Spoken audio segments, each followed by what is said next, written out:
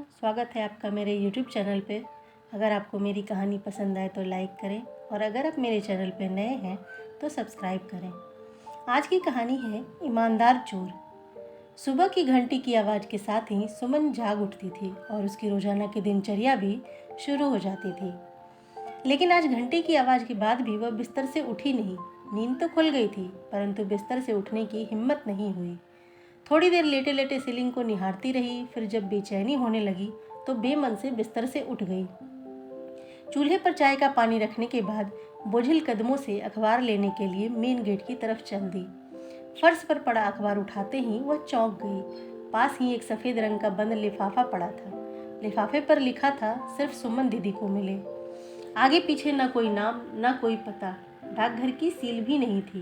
इतना तो तय था कि कोई व्यक्ति खुद ही यहाँ लिफाफा डालकर गया है, लेकिन कौन और क्यों? इसी उधेड़-बुन में जिज्ञासा हुई और तुरंत लिफाफा खोल कर देखा तो एक चिट्ठी रखी मिली। चिट्ठी हाथ में लेकर कुछ पल सोचती रही कि पढ़ूं या फेंक दूं। ना जाने किसने लिखी है और इस तरह रहस्यमय तरीके से चिट्ठी भेजने का मतलब क्या है। बिना पढ़े फेंक दी तो हजारों सवाल जेहन में कोलाहल मचाते रहेंगे। एक झटके में उसने चिट्ठी खोलकर पढ़ना शुरू कर दिया। प्यारी दीदी नमस्कार। मैं ही वह बदनसीब चोर हूँ जिसने 4 दिन पहले आपके घर में सेंधमारी कर लाखों रुपए की नकदी और सोने चांदी के आभूषण पर हाथ साफ किया है। सुमन को काटो तो खून नहीं। पहली लाइन पढ़ते ही उसका चेहरा गुस्से से तमतमा गया। पिछले 4 दिनों के दौरान हुआ घटनाक्रम तेजी से आंखों के सामने घूमने लगा। मैं जानता हूँ मेरा यह इकबाल जुर्म आपके गुस्से को 7वें आसमान पर ले जाएगा और थोड़ी हैरानी भी होगी कि एक चोर आपको चिट्ठी लिखने की हिम्मत कर रहा है। आपका गुस्सा होना बेहद लाजमी है।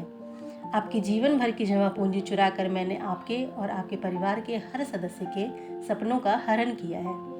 कल यानी घटना के अगले दिन आपके घर में हुई चोरी की खबर अखबार में पढ़ी तो बड़ी शर्मिंदगी महसूस हुई। अफसोस भी बहुत हुआ। मेरी इस करतूत से आपकी शादी निरस्त हो गई जो अगले महीने होना तय थी। ऐसा लगा मानो जिस बहन की शादी का सपना बरसों से देख रहा था, आज उसी बहन का नया संसार बसने से पहले खुद अपने ही हाथों से उजाड़ दिया। जी हाँ सुमन दीदी, मेरी एक बड़ी बहन है कविता। परिवार में हम 3 लोग हैं, माँ, कविता और मैं। अपना दुखड़ा सुनाने से पहले मैं कुछ कह देना चाहता हूँ। दरअसल मैं वैसा नहीं हूँ जैसा आपने सोचा है। अपने ऐशो आराम या मेहनत से बचने के लिए मैंने ऐसा काम नहीं किया है। मैं स्नातक हूँ और फिलहाल बेरोजगार हूँ। पिता का देहांत मेरे बचपन में ही हो गया था। माँ ने सिलाई कढ़ाई और घरों में काम कर हम दोनों भाई बहन का लालन पालन किया और माँ के बलिदान व जुनून की बदौलत ही हम दोनों स्नातक तक पढ़ाई कर सके। फिलहाल किसी छोटी मोटी नौकरी की तलाश में हूँ, लेकिन काफ़ी चप्पल घिसने के बाद भी नौकरी से महरूम हूँ। बड़ी बहन की उम्र शादी के लायक हो चुकी है। उसकी आंखों में शादी को लेकर सजने वाले सपने मुझे साफ नजर आते हैं, लेकिन घर की आर्थिक स्थिति के चलते वह खामोशी धारण किए हुए है। मैं और माँ ने बहुत प्रयास किया कि किसी तरह यहाँ वहाँ से पैसे लेकर कविता की शादी कर दें, लेकिन हर जगह दहेज और शादी कार्यक्रम के अच्छे इंतजाम की डिमांड हमें मजबूर करती रही। और फिर हम जैसों की मदद करता ही कौन है। बेटी की शादी न होने से माँ भी दुखी रहने लगी है। माँ का दुख और बहन की घुटन मुझसे बर्दाश्त न हुई। इसी कारण चोरी जैसे घृणित काम को करने का दुस्साहस मैंने कर डाला। करीब 10 दिन तक अलग अलग घरों की रेकी करने के बाद आपके सूने घर में चोरी करने का मौका मिला और आपके घर से लाखों का सामान चुरा लाया। मैं बहुत खुश था कि अब धूमधाम से अपनी बहन की शादी कर पाऊंगा। उसके सपने पूरे हो जाएंगे। साफ है कि चोरी की बात ना तो मैंने अपनी माँ को बताई ना अपनी बहन को। हाँ, इतना जरूर कह दिया कि अब घबराने की ज़रूरत नहीं है और अच्छा लड़का देखना शुरू कर दो। शादी के लिए रुपए और जेवर का इंतजाम मैं कर दूंगा। माँ और बहन दोनों ही बहुत खुश हुए। वह इतने खुश हुए कि उन्होंने यह तक नहीं पूछा कि बेटा इतने रुपए का पैसे का इंतजाम तू कहाँ से कर रहा है और कैसे कर रहा है।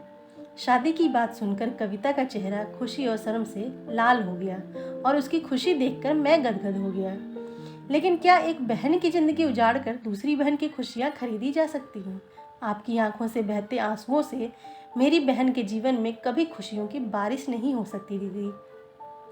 मनुष्य को इतना भी निर्दयी नहीं होना चाहिए कि वह अपनी खुशियों के लिए दूसरों का घर संसार उजाड़ दे। कविता के भाग्य में यदि शादी की खुशियाँ लिखी होंगी तो वह हर हाल में उसे मिलकर रहेंगी। बड़े बूढ़े कहते भी हैं कि भगवान ने सबकी जोड़ियाँ बनाकर ही नीचे भेजा है। मैंने सोच लिया था कि आपके सारे रुपए और एक एक आभूषण आपको लौटा दूंगा। कल दिन भर चिंतन मनन करने के बाद मैं सामान लौटाने का यह तरीका अपनाया है, ताकि आपसे क्षमा याचना भी कर सकूं। हो सके तो मुझे माफ़ कर देना दीदी। मैंने आपका सारा सामान एक थैली में रखकर आपके घर के गेट से टिकाकर रख दिया है। जब तक आप सामान नहीं उठाएंगे मेरी नज़र इस पर जमी रहेगी, ताकि कोई और सामान ना चुरा ले। एक साथ कई तरह के भाव सुमन के चेहरे पर आकर धमा चौकड़ी करने लगे।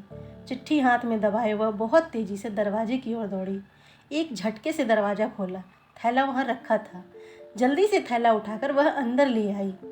एकदम से बिस्तर पर पलट दिया। नोटों की सभी गड्डियाँ और एक एक जेवर सही सलामत। उसकी आंखों से आंसू और होठों पर मुस्कुराहट थिरक उठी। सुमन ने सारे पैसे और जेवर अपने दोनों हाथों से समेटकर चेहरे पे लगा लिए। फिर अचानक उसे चिट्ठी का ख्याल आया और एक बार फिर अचानक वह दरवाजे की ओर दौड़ पड़ी। दरवाजा खोलकर उसने चारों तरफ नजरें फिराकर देखा। सूनी सड़क पर कोई भी नहीं दिखा।